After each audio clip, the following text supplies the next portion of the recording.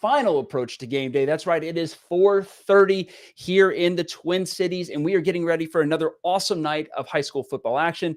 Tonight on Final Approach to Game Day, brought to you by Final Approach Irrigation, I'm joined by Colin Bester, Midday News, and Renaissance man, Heath Rominger of the Fit, some things, city council, local business owner, and Niceville High School Quarterback Club president. And that's a big reason why we have you on tonight, is because we got a big rivalry game tonight between Niceville and Crestview. But I thought we'd change things up a little bit this week and talk a little bit about our player of the game, just to kind of wrap up last week from week 3.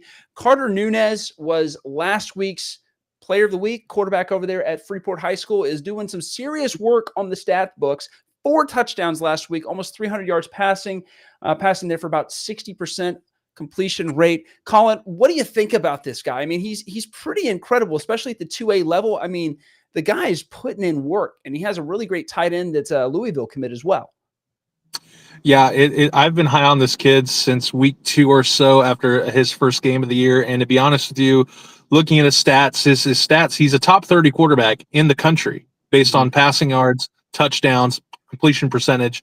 And it's kind of sad that all the best quarterback play is in Walton County this year. We're not seeing too much great quarterback play out of Okaloosa County schools. But Carter Nunez, I tweeted out on Monday. You can follow me at MBN Bester, and I said, could he be the best quarterback in Northwest Florida?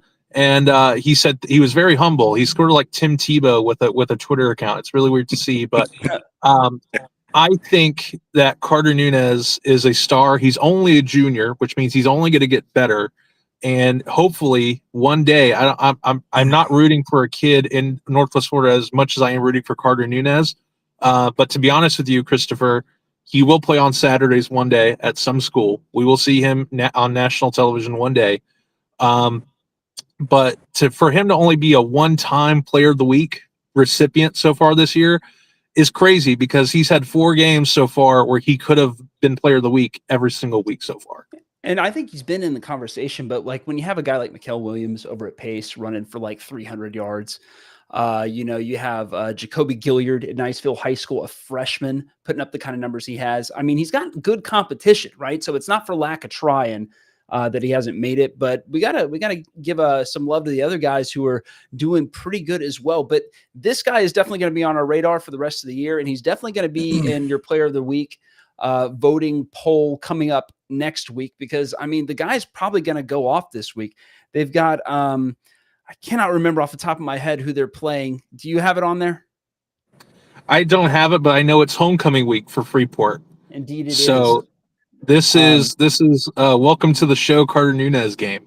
Yeah, I mean, you don't schedule tough opponents on homecoming week.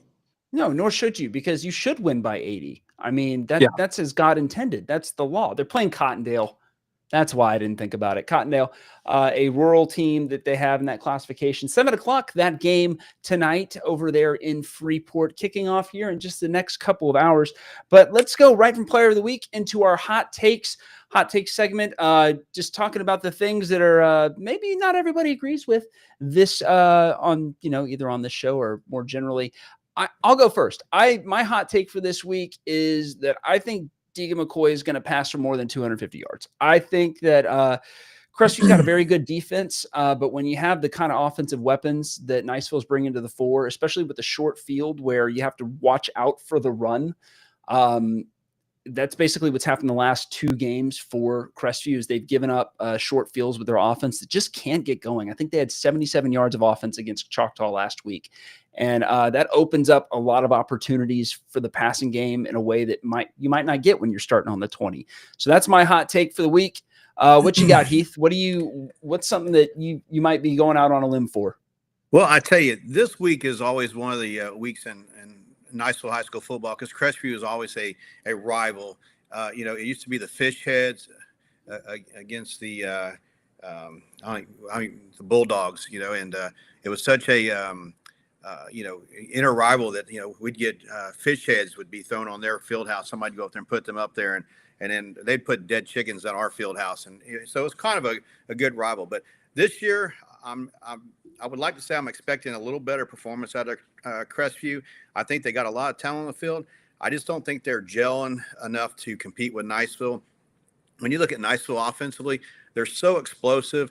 I am so proud of these guys, of how well they've come together. Coach Morgan has done a wonderful job with the play calling, as well as the spreading the ball around. It's very impressive. And defensively, I'll tell you, this is one of the biggest things that's going to make or break Niceville right now. Is defense has to stay off the field. Yeah. As long as they can hold them to 14 points or less each game, these guys are going to be very successful this year. So I'm excited to see how they regroup for this week and continue their performance from last week. Yeah, and they look good on both sides of the ball. I mean, Niceville looks really good defensively with Justice Donahue, really the key linchpin, swatting balls, doing really good defensive work. And then that offense is looking really good. It's starting to gel. Jacoby Gilliard, just a freshman, a 14-year-old, is running like crazy over defenses over here in Northwest Florida. Colin, what do you got? You got Robert Oliver on the receiving end there. Jacoby, these guys are just playing lights out. And then McCoy, I like the way he sits back and he reads the field. He's connecting really well with the downfield and receivers, and they're just making things happen on the offense. And I tell you, it's very impressive to watch these youngsters out there. And I'm looking for a nice, exciting prelude to next week when we play Choctaw, which is probably going to be the biggest game of the season right now. Yeah, I agree. That is going to be huge. Choctaw is having a very successful year. Niceville is, I know back in the day in the 80s, that was always a struggle game for us. Kind of one of those things, you hated losing that game by 1 or 2 points, but it happened. So I'm a little bitter about that one still. What are we, 40 years later? Has it been that long? No, can't possibly. Couldn't possibly. Yeah, man. So, Colin, you got a hot take for us on this one? Yeah, my hot take is going to take us outside of Okaloosa County. Milton and Tate, both undefeated, play tonight at Tate. But looking at the stats, when we compiled the stat sheet for this week, if I told you that the combined record of Milton and Tate's opponents was 1-11 and both teams are 3-0, this is going to be a big question mark for these two teams. Is Tate one of the best schools in Northwest Florida? We don't know. They don't have an opponent who's won a game so far this year. For Milton, they beat Crestview. They beat Pensacola High. I think the Florida School for the Deaf and Blind could beat Pensacola High at this point. No offense to the Tigers, but they've been historically bad. And then their close victory. Deaf and Blind, they might be good this year. I don't know, but their toughest win was over Booker T. Washington on a Thursday night, where they only won by a point. And we saw Booker T. Washington not exactly take Fort Walton Beach to the woodshed last night. They did win 14-7.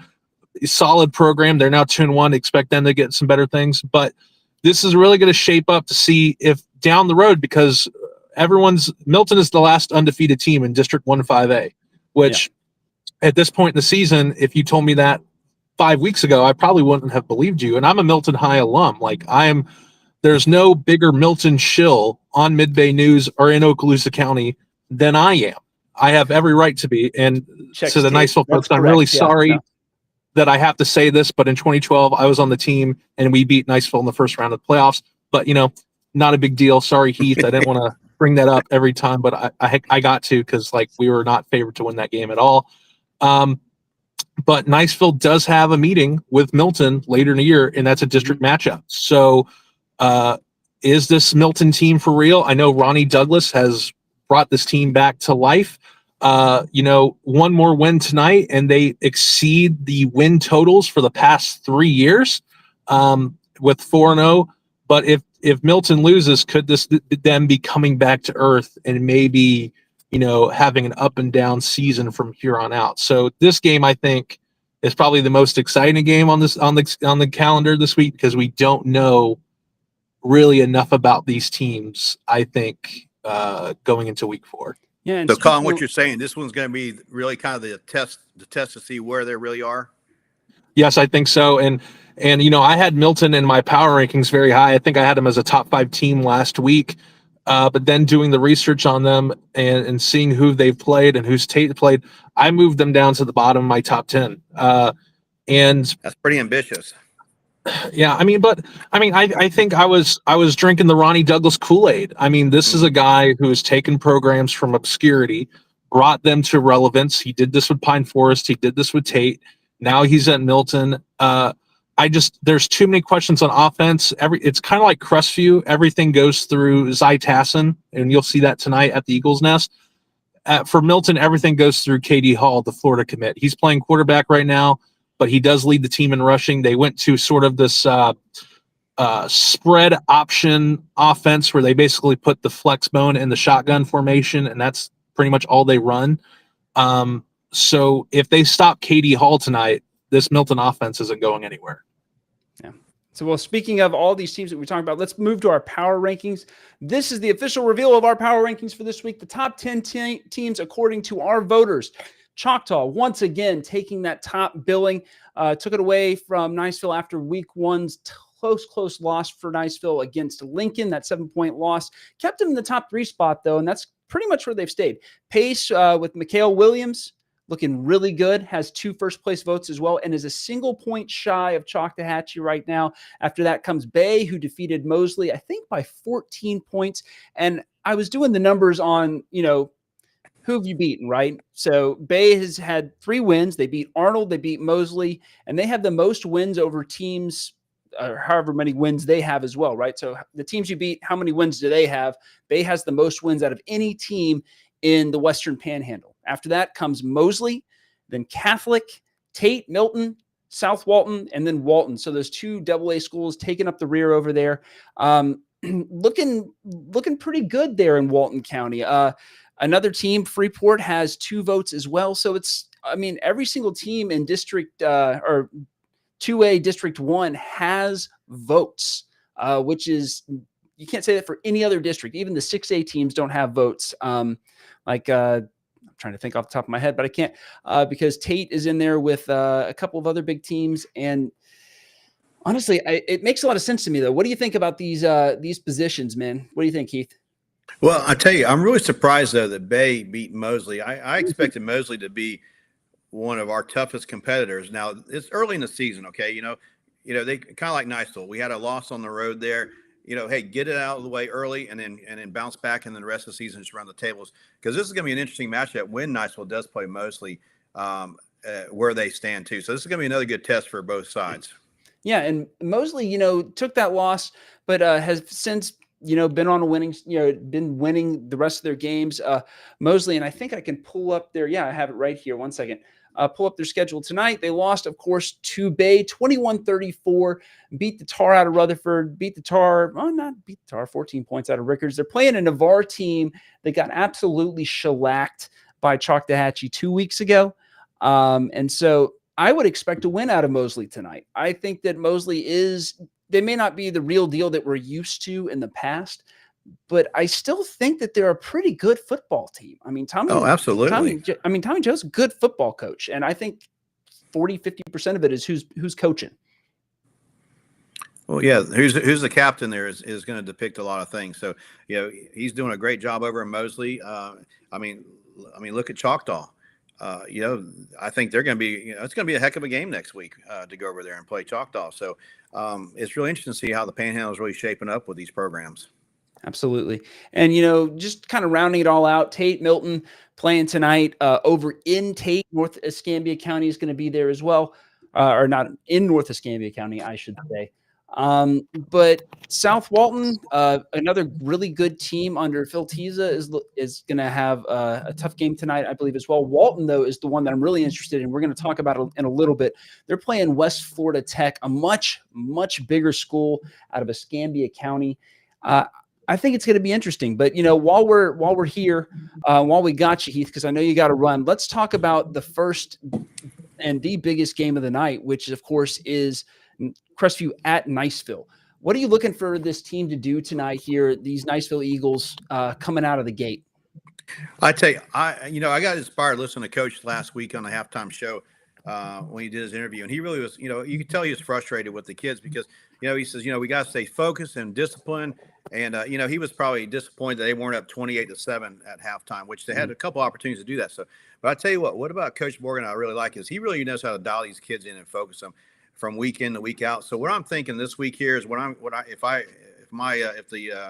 Jedi mind trick's working real well with them, they're going to come out focused and disciplined and ready to play for each other and execute on every play. And I expect to see this week the defense not on the field a whole lot. I expect a lot of 3 and outs, not much movement on the offense for Crestview. And then I expect to see, record yards, both passing and on the ground for Niceville as we move through this week. And it's going to be a great, just a great experience for these kids to go out and really play some hard-nosed football. Yeah, and so all 3 of us have seen Niceville play this year. They look really good. Deegan McCoy, young quarterback, is starting to hit a little bit of a stride, getting a couple of touchdown passes. And Jacoby Gilliard, who is a freshman, a 14-year-old freshman, is running this ball like a grown man. I mean, I think he's had 200-yard plus games in these 3 games so far this year. I think he might have even had a third against Lincoln, but I'm not sure, so I don't want to give it to him. And then the defense has looked pretty locked down. I mean, if you look at their schedule, and I'll pull that thing up right here, they've only given up, barring the Lincoln game, they've given up 20 points in the last 2 games against pretty good offenses. I would even say, I think Escambia, they had a game on the Tuesday before they played Niceville. They were tired. They came in and they still were able to score a couple of points on this very good Niceville defense. So I would honestly pick Escambia over Pine Forest in a head-to-head matchup. But Niceville, I concur with you there. I think they both looked. I think Niceville's defense looks really, really good. I think their offense looks pretty good as well. What do you think, Colin? I mean, we've all seen these teams, or you and I have both seen Crestview and Niceville play independently. What are you looking for from both of these teams tonight as like keys to the game? So Niceville had a very slow start against Pine Forest, and I'm sorry I disconnected. I guess I had such a hot take, my phone decided to overheat and then turn off. So last week I saw Deegan McCoy throw 2 interceptions. 1 interception put Niceville up 6-0, and then later in the first half he threw another interception. But really, after the halftime over, Niceville really found their footing, and Jacoby Gilliard on that last drive really put the dagger in Pine Forest to really seal that game and put it away. So if Niceville can avoid the slow start, the turnovers that they had, because Jacoby Gilliard did give up a fumble early in the first quarter that gave Pine Forest the ball back, I think they can actually roll Crestview. Now, the only question I have about Crestview is that I remember you and I were talking last Friday, and Choctaw should have, I think, got the running clock on Crestview. I think Choctaw was significantly better. I think they're a way better team. But I think Crestview's defense came to play in that game. It was their home opener, so you don't want to disappoint the home crowd.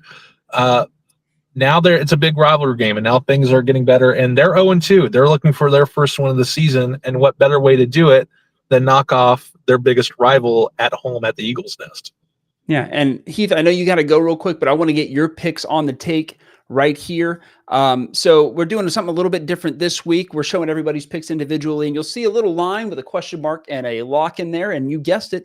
Question mark means that we're not super sure about how this game's going to go. And the lock means this is a certified Mid-Bay News Final Approach Irrigation lock for the week. So Heath, let's just go through your picks right now. Tell us why you picked them and why you're whichever level of confidence, man. Well, I tell you, Baker's always had a good, strong program, and being 3-0, Jay, a little smaller school, kind of that urban against urban classification. I got to go with Baker just because Okaloosa County. Got to stay with her. Choctaw and Pine Forest. Well, that one's a no-brainer in my opinion. I think Pine Forest, they got a lot of work to do. They're at 1-2. Choctaw is looking very strong at 3-0. So we got to go with Choctaw. And of course, Niceville. I mean, I think if I didn't select my alma mater, I think I'd be banned out of the city. So that was definitely, but I do have full confidence that they're going to pull off a very impressive win and go to 3-1. Now the South Wall Seahawks and Arnold, that one's kind of I had mixed emotions about it, but after close analysis, I was like South Wall all day long. They got a great program over there. They're 3-0. They're moving the ball around, and that was a strong yes. Walton Braves, West Florida, I don't think they've ever really been that impressive. I think they're just kind of a hit or miss school. Yeah. Walton, 3-0. Had to go there. Matter of fact, that was one of our homecoming games back in the day, and we always enjoyed playing because they played us tough and enjoyed it. And then, of course, the last one here is Milton, and Colin popped up over there on me. So yeah, my bad. Walton against Tate. Now that one there, I tell you, that was a tough one because Milton is got a good program going. Tate's been a hit or miss over the years, and I really felt that Milton was going to have the edge this year because I think they're in a real rebuilding program year, and I think they're going to pull off the win. But but between them and the Walton Braves, it's kind of medium confidence that they're going to win. Right on. Well, hey brother, I know you got to go do everything from get everything for the quarterback club ready to go to the pregame rituals. Make sure the Eagles are ready for us. We're excited to see you at game day, and right. We'll talk to you soon, brother. So thanks for having me. Of course, brother. And so we will be right back after this message from our homie, whom we miss and we haven't even talked about, Hunter Brock, who is currently at a wedding in Cincinnati. And so we miss him. I know, man, it ain't right. But we're going to cover for him, and we're thankful for him. So let's get this message in from Final Approach Irrigation. The Final Approach to Game Day is brought to you by the good folks at Final Approach Irrigation. Owner and president Hunter Brock is one of the guys on this show and does a great job making sure that your lawn is looking like you could play on it for game day. They install irrigation systems and design them as well, and they provide even and efficient water distribution, keeping your lawn and landscape healthy while also making sure to conserve water. And if your sprinkler system is in need of an update, he's the guy to go to as well. They maintain and repair sprinkler systems from little broken sprinkler heads to faulty valves and leaks. They make sure to offer you fast and reliable repairs to keep your system running smooth. And finally, they take care of the little stuff that you may not think of that is super important to keeping a healthy lawn. Stuff like making sure that your drainage is properly installed and working. No matter what, Hunter and the folks at Final Approach Irrigation can take care of you. Well, welcome back, everybody. There we go. I got to hide all my stuff. We got to go through the rest of these games, my brother Colin. Lot of stuff to talk about. Jay is playing at Baker, Pine Forest at Choctaw, Crestview at Niceville, of course, Arnold at Sowall, Walton at West Florida in Pensacola. Milton is going all the way to North Escambia County to play the Tate Aggies. Which one do you want to tackle first? I think we should just go from the top down. All right, right on. So Jay is playing at Baker, heading up to North Okaloosa County. The Jay Royals are 1-1 on the year, having played Lighthouse Private Christian Academy, 40-0 the result in that game, and then taking a loss to Freeport last week. A tough, hard-fought game that I don't think the scoreline really gave a ton of justice to. Freeport pulled it away, but it was a hard-fought game that made both Jay and Freeport, I would say, come out of that one. I'd look proud at the end of that one. What do you think, man? Yeah, I think Jay is a very interesting team to watch because while they are a small school and in Santa Rosa County, you're sort of dominated by the big schools, Pace, Navarre, and Milton. Jay has always been one of those teams that always seems to make some noise at some point during the football season, whether they go 5-5, 4-6. They always have one of these games the past couple of years where they go into a game you think they wouldn't win, but they somehow do. And the triple option offense that most of these rural schools run causes a lot of headaches for people. In Baker, this is the first time they're going to see it this year. I think this is the first and only time they're going to see it this year, especially when Baker starts playing, schools out in Walton County with the more high-powered offenses. And, I think, Christopher, this is the early time I can say we need to go for week 9 because Freeport and Baker play each other. And I think that's going to be – I think the scoreboard might break. But we still have to get to Jay and Baker so far this year.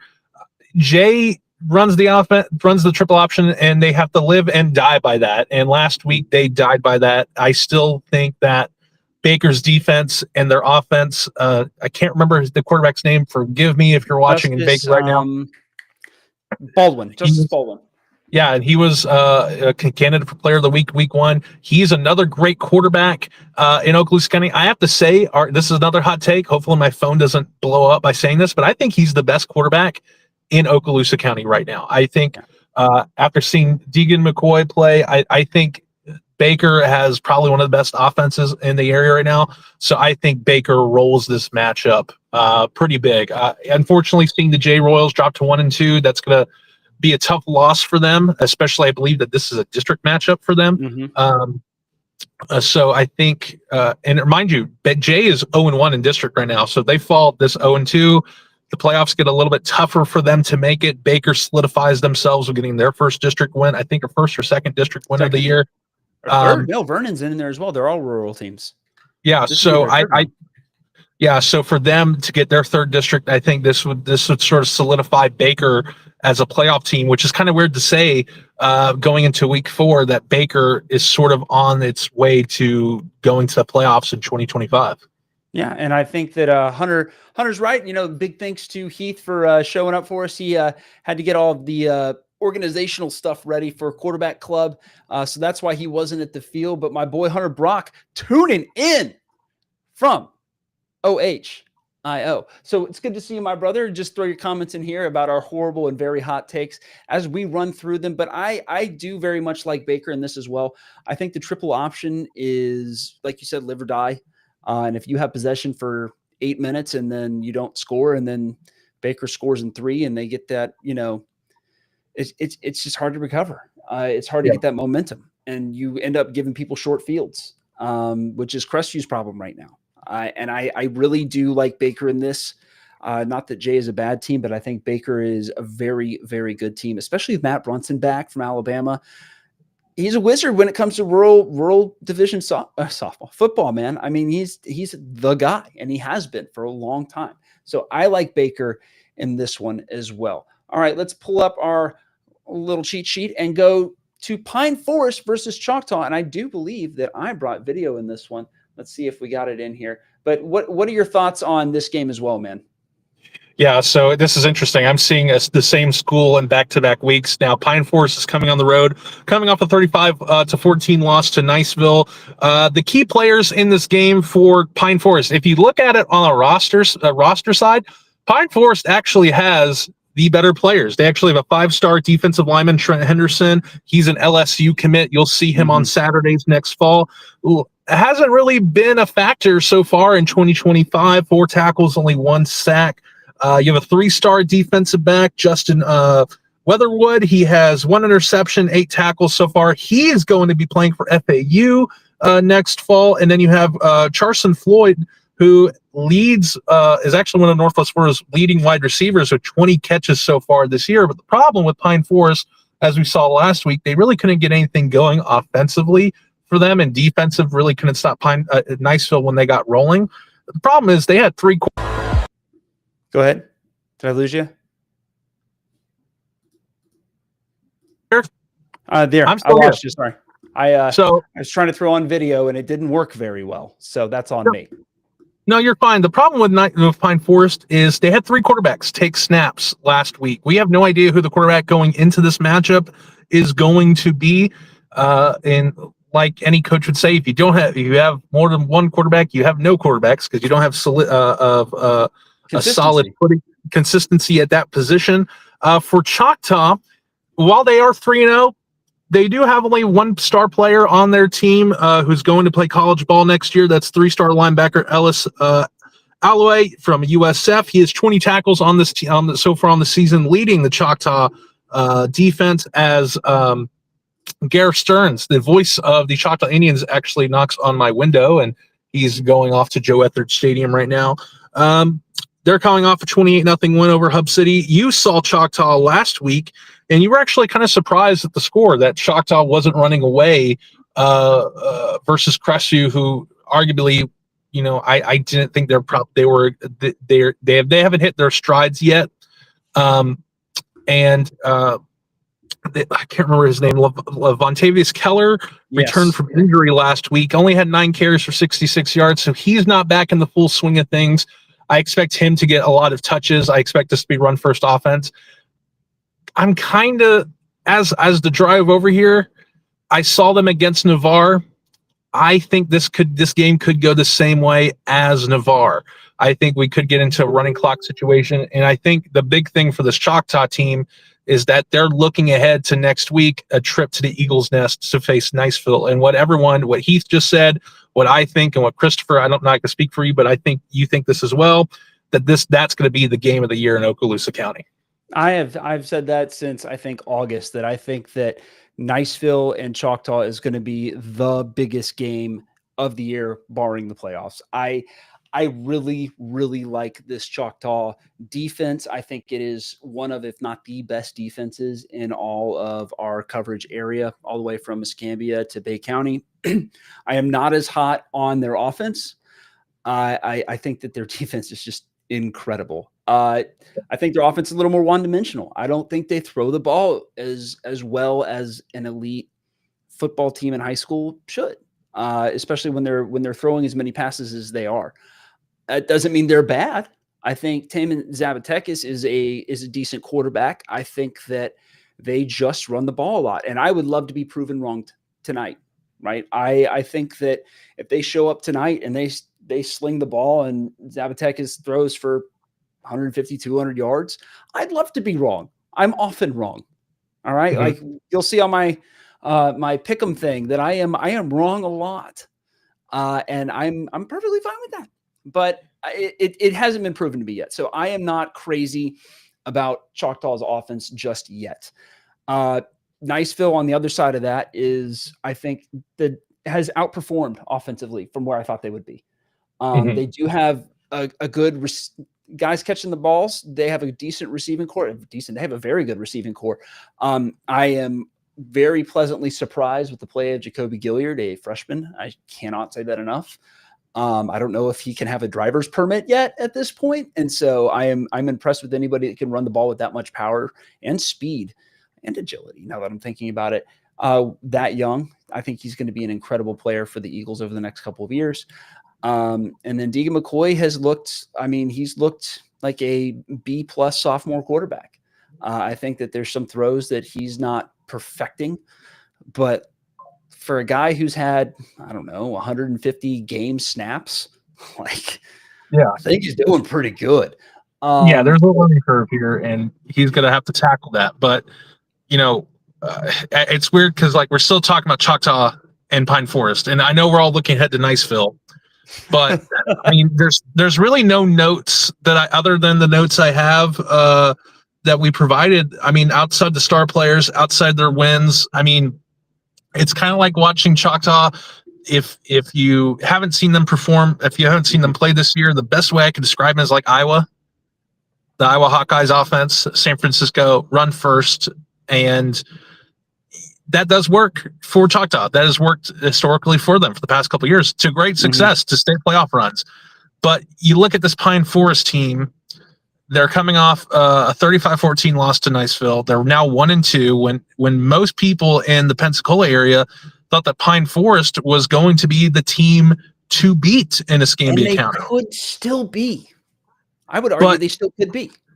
But now here's the thing. They're going to be 1-3, and now they're, 2 weeks away from entering district play, and their first game is, unfortunately, against a powerhouse football team called the Booker T. Washington Wildcats, who I think, seeing them play, is probably the best team in Escambia County, if not one of the best teams in the area. We just don't put them on the power rankings because they only had one game against an Okaloosa County opponent. Hot take. But I'm seeing this team, and you haven't seen them. Hopefully, you probably never get to, because it was not good football. It was just not entertaining to watch. Oh my gosh. Incredible. 10 out of 10. Keep going. I'm sorry. I'm interrupting. I just, at times when I was watching this game, I was like, why is Niceville making these mistakes against this team who Niceville is just pushing them around at times? The first half score does not indicate the reality on the ground. It should have been 28-7. It should have been 28-6. And if I can't remember the quarterback's name, if he was able to hit a wide open wide receiver going into half, then it would have been 14-13 Pine Forest going into the half. Mhm. Like, then the game could have been different. Nice, Pine Forest could have showed up in the second half, but it feels like Pine Forest just quit after halftime, and Niceville was able to pull away, mostly on the back of Jacoby Gilliard, who that last drive just took it down the field and put the dagger into Pine Forest to end the game. So I think Choctaw rolls this game. I think it's a running clock. I might be considering leaving at the fourth quarter so I don't have to beat the traffic on 98 going home. Hand to God, that may be a very good call. And that is why we're going to move on to the next one that we have on here.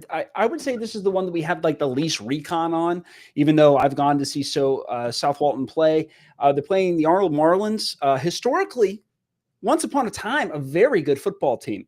Not so much these days. And South Walton is looking really, really good. I mean, I don't want to say that they're like elite caliber, but they have a very good quarterback. They run the ball decently well. Their defense makes stops. I would put them as like the ultimate middle of the road, like B+ football team. I think they're pretty good. That's not to say that they might not still come in fourth in their very competitive district. But all that to say that, Catholic looks very good. Walton looks very good, especially for having Jay Lindsay, a brand new head coach. Sean Arntz over at Freeport has a very good football team. He has, like we said, the player of the week last year, and he has a Division I tight end that this player of the week last year is throwing to. So just because South Walton's a very good football team doesn't mean they won't finish last in their district, possibly. That's crazy. Yeah, and it's weird that I know because we're Okaloosa County first, and we cover Walton County as well. But honestly, the juice in football this year, to me, and this is another hot take, has just been in Walton County. Yes, Lord. I think the football that we've seen with Walton, Freeport, South Walton. You saw South Walton week 1. They beat Fort Walton Beach 35-14. They're coming off a bye against. So a well-rested South Walton team. I think South Walton wins this game handily over Arnold. But man, like the way that Walton district could basically cannibalize itself to see so many good teams. Like I think none of the Walton County teams have taken a loss so far this year. I expect that to continue, and there could be a matchup because I think South Walton versus Walton is the first game that all these teams have to play. We could be seeing a undefeated South Walton versus an undefeated Walton going into their matchup. Yeah, and that's over by God, 6. By God, buy tickets now because that's a rivalry game for one. And that is probably going to be the best ticket in town all year in Northwest Florida for football. Yeah. It's going to be a lot of fun to watch that game. And we're going to take 2 more picks coming out of this one. Or no, we're going to do the picks, just the reviews. But Walton is at West Florida. Milton is at Tate. And then we are going to make our picks. So stay tuned after this commercial. The Final Approach to Game Day is brought to you by the good folks at Final Approach Irrigation. Owner and President Hunter Brock is one of the guys on this show and does a great job making sure that your lawn is looking like you can play on it for game day. They install irrigation systems and design them as well, and they provide even and efficient water distribution, keeping your lawn and landscape healthy while also making sure to conserve water. And if your sprinkler system is in need of an update, he's the guy to go to as well. They maintain and repair sprinkler systems from little broken sprinkler heads to faulty valves and leaks. They make sure to offer you fast and reliable repairs to keep your system running smooth. And finally, they take care of the little stuff that you may not think of that is super important to keeping a healthy lawn. Stuff like making sure that your drainage is properly installed and working. No matter what, Hunter and the folks at Final Approach Irrigation can take care of you. So first thing, as we're getting back in this, I want to show some comments on our stream. Some stuff in random languages that I'm assuming is spam. And first thing from Ray, where they say, they haven't played anyone, Paul. I don't know who he's talking about, but if he will add a comment in there to let us know, we will either agree vehemently or disagree with him vehemently. But I will be saying they ain't played nobody, Paul, no matter what he says. And Kevin Luthane is asking if we already covered Freeport. We did not put Freeport in our top 6 games for this week because, frankly, we think that Freeport is going to beat the brakes off of Cottondale. Cottondale's a rural team coming in for homecoming, and we like the Bulldogs. We think the Bulldogs are a really, really good football team this year. And so I expect that it's going to be an early night for homecoming over there in Freeport. See, you saw me laughing, and it's like, so we pick our top 6 games that we discuss. Freeport was on our consent agenda, right? We all agree that Freeport is gonna be good, and We to assumed say, you knew that they were going to win by 45. yeah, and here's the thing, we picked with Carter Nunez as our Midday News Week 3 Player of the Week. He could have been Player of the Week for Week 1 and 2. I'm on record. I would say Carter Nunez is probably the best quarterback in Northwest Florida. Full stop. I think this kid is amazing. He's a junior, humble kid, and we're working on getting an interview with him. So that's going to be really, really cool, I think, to talk to him next week or so. So stay tuned to midbaynews.com for more. Make sure, plug everything you can. But it's homecoming week. Cottondale, you don't schedule tough opponents on a homecoming week. You want that win to make everyone happy. This could be a Florida State East Texas A&M situation brewing over in Freeport tonight. It's going to be bad. It's going to be old school butt whooping tonight. Well, and Kevin Luthane, I'm assuming, is related to Dylan Luthane, who is the tailback over there at Freeport, and that kid's going to have a night as well. He's a good running back, and I don't have a lot of faith in rural teams. Once you get that small, you have to be coached by like Matt Brunson. Like it's just very small teams, and so you don't get a lot of player pool, right? And there's not other teams or other cities that you can steal from that are close by to build a much stronger team. Ray says they ain't played nobody, Paul, but for Chowtaw, which is obviously Choctaw, but I like Chowtaw. I feel like that's a cool nickname that we could throw in there somehow. We'll workshop that post show. But yeah, they played Marion Montgomery. They played them pretty well. And yeah, they lost, but I was not disheartened. Or no, excuse me, Choctaw. I'm thinking of Pace. So yeah, they haven't played a team that's won yet, and that's a very fair assessment from Ray. I will say, if you count the kickoff classic. Oh my gosh, here we go. As a Milton guy, they have played a game where, they did lose. I mean, they lost overall the kickoff classic. Their varsity won by 3, but, fear the Panthers, I guess. But they ain't played nobody, Paul. But Milton's a good team. They're 3-0. You only play the people on your schedule, right? Yeah. There's no non-conference Alabama, Florida State going on here. You play the people on your schedule. If you're 3-0, good for you. And Choctaw has the history of last season and this season and the year before that to clarify them as a good team. These are guys who have developed the seniors now. They've had winning years for the past 2 years. This is their team now, and they're 3-0.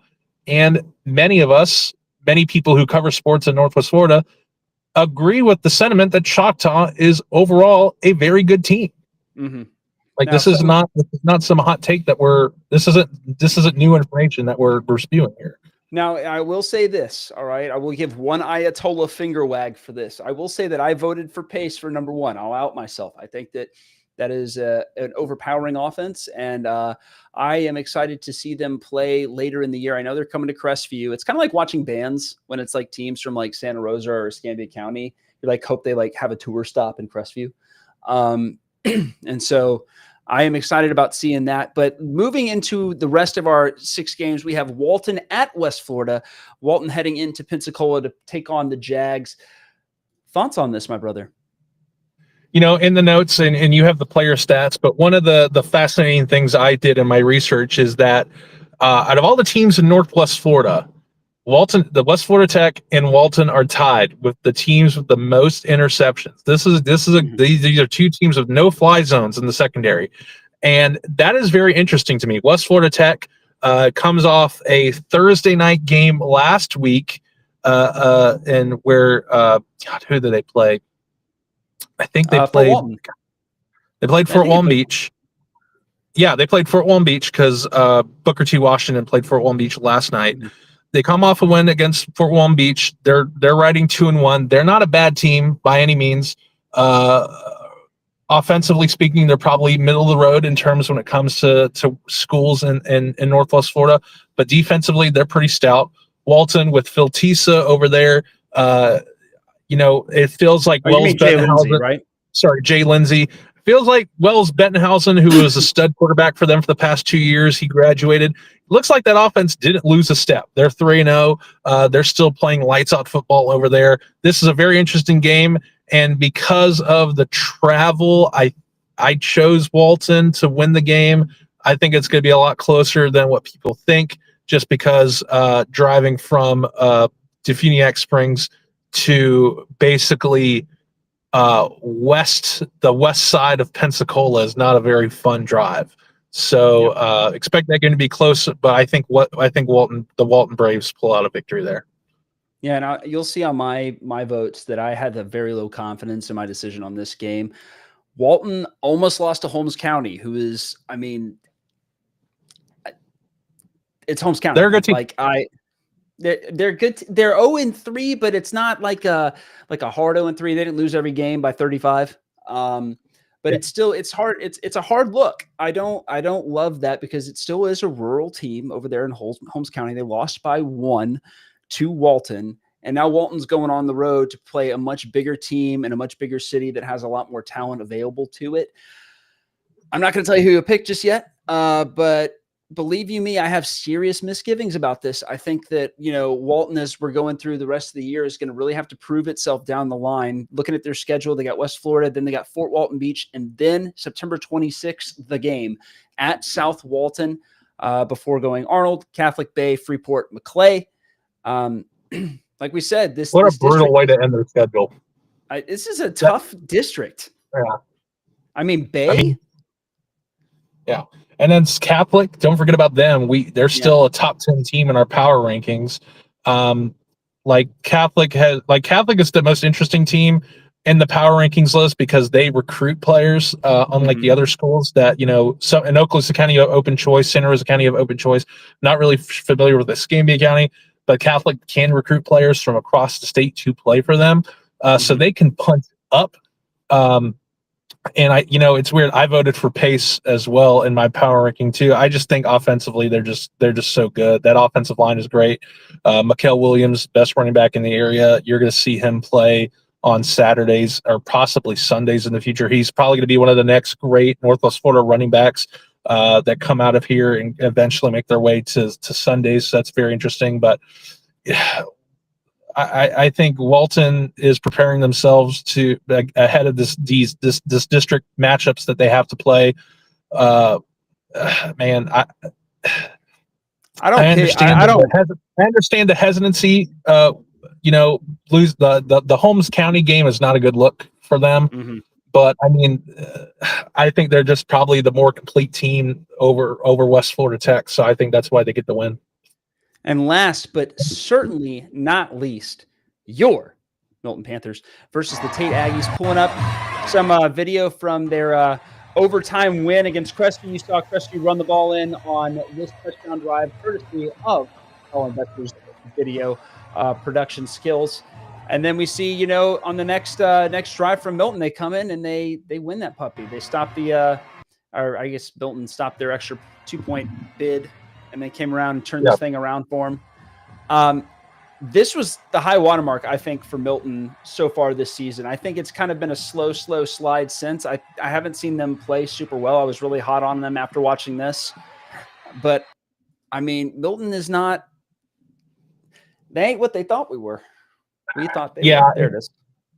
Yeah, and this was the hot take that made my phone explode earlier in the show. But you do the research on Milton and Tate. Both entered this matchup 3-0. The combined record of each of their opponents is 1-11, with Milton facing the only team that has a win, Booker T. Washington, and they won that game 14-13 on a Thursday night. Ever since then, Milton has been very up and down. At no point in any of their wins were they leading at halftime.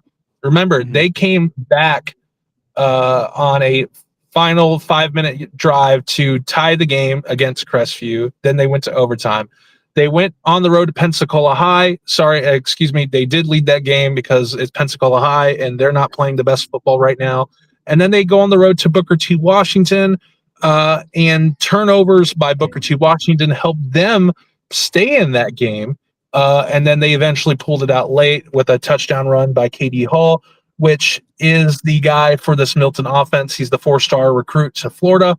And they run this Rice University spread option that Coach Douglas has implemented, and it does cause headaches. But the problem for Milton, and we've seen this at times against Washington, is that they get stuck and they get stopped, and their defense is good enough to hold another team back, but they get put on short field situations like Choctaw did with Crestview.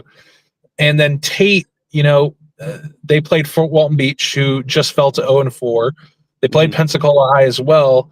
I can't remember the other school they played, but they're also 0-3 as well. So this matchup is interesting to me, not only because I'm a Milton graduate and I forced Christopher to put it in the top 6 slate, but if you're in Niceville right now, you're thinking, we're not going to worry about Milton. But let's say they find their footing and they're 6-1, 7-2, going into that week 9 matchup against Niceville on October 24th, and they have the opportunity to backdoor their way or just outright win the district 1-5A, and then they go to the playoffs and they could put Niceville or Mosley out of the playoffs. Like that's why people in Niceville should watch this Milton team closely, because who knows if Coach Douglas found the secret sauce between last Thursday and now.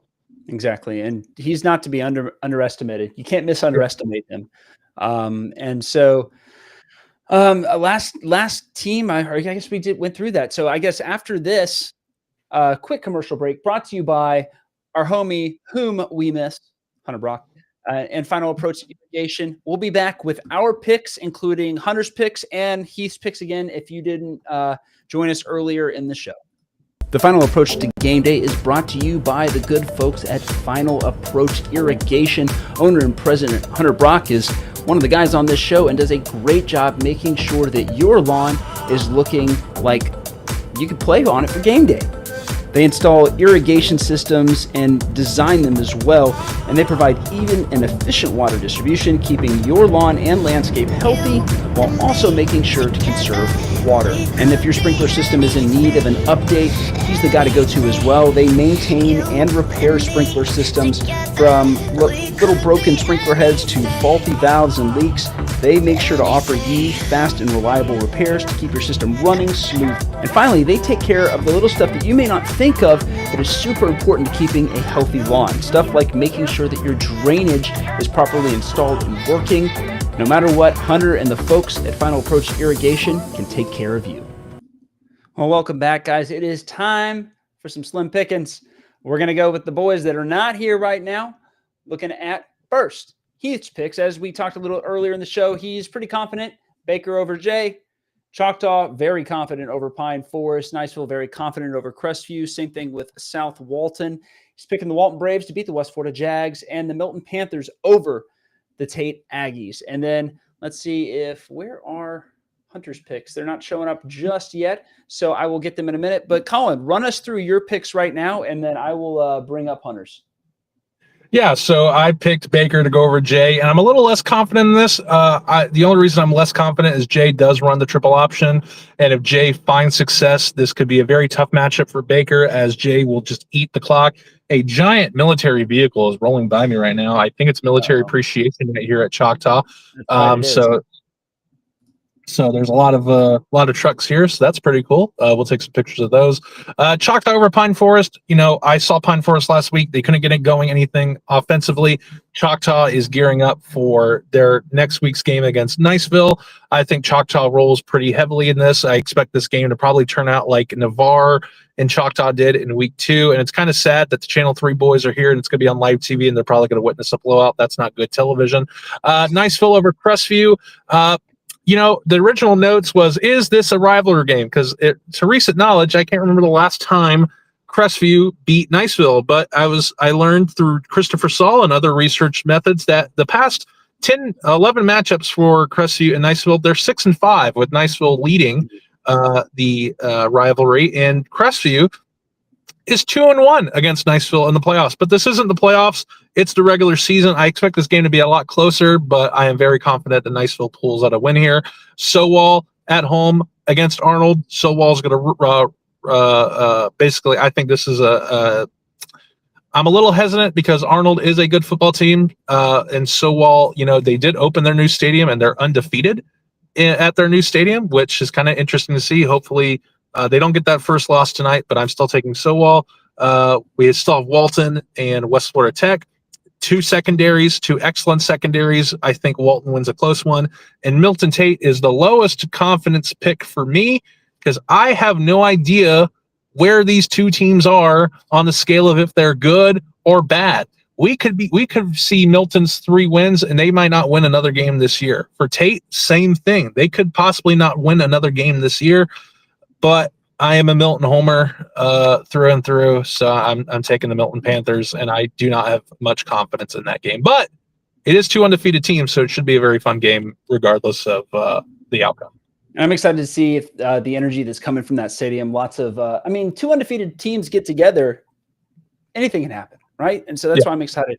I'm pulling up Hunter's picks right now.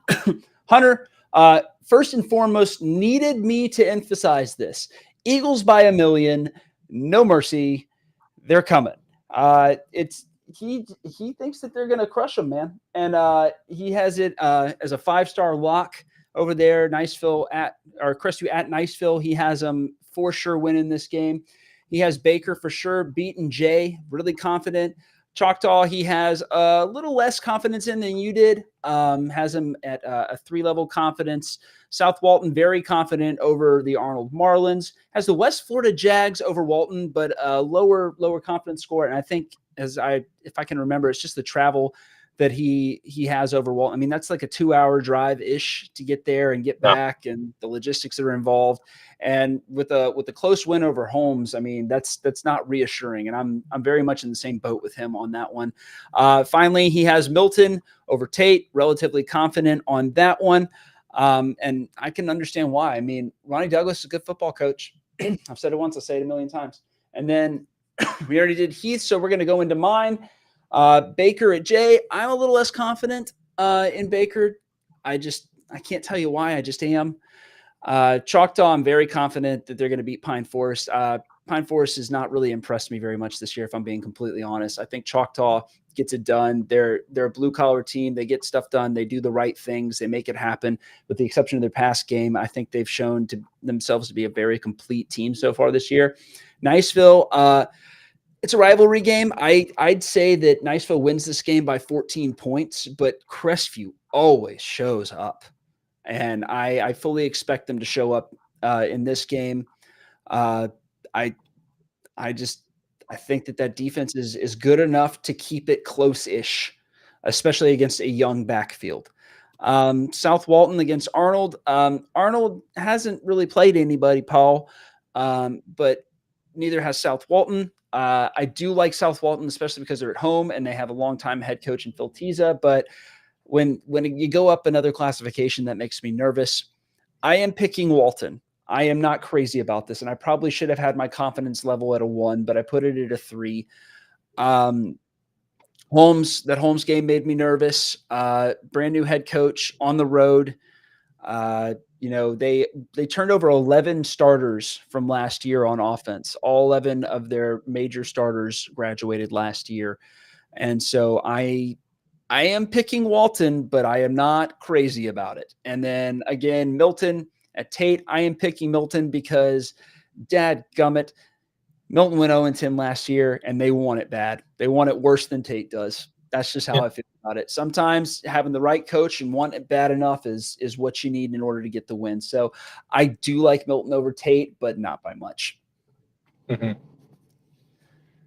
It's a fun slate. I think this is, out of all the games we've covered so far this year, I think this is the most entertaining slate of games so far, and it's just the cap on top with the rivalry game with Crestview and Niceville. And I gotta say before we leave, and we have to have this discussion: is Crestview and Niceville the best rivalry in Northwest Florida? In Northwest Florida, yeah, because I'm going to say Milton Pace. People will say Choctaw Fort Walton Beach, but it's the oldest one, and old doesn't necessarily mean good, especially because Fort Walton Beach has had some down years as of late, and Choctaw has come on. I mean, but with the last 11 meetings going between Crestview and Niceville leads 6-5. I mean, if by that logic, Crestview wins tonight to even the score, right? But Crestview and Niceville to me are like Milton Pace, where these are just two teams that just hate each other. Yeah, I think that's what it's just old fashioned hate. Yeah, and that's why I really like these. I think the most exciting rivalry right now is going to be South Walton. Yeah, that's the game that I think will be the most exciting to watch. But in terms of like good old fashioned knockdown, drag out, talk about your mama hate, like, yeah, I think it's Crestview Niceville right now. And that's why I think that Crestview will keep it close, because you can't just kind of have that kind of hate in your heart for somebody and not show up. I mean, so Heath was saying Crestview used to throw dead chickens. No. So Niceville used to take dead fish, the heads of dead fish, and throw them at the field house in Crestview. That's old school. That's biblical. All right. That's pre-internet. All right. Like doing something like that today, you're losing your college acceptance. But back in the 80s, they ran wild, man.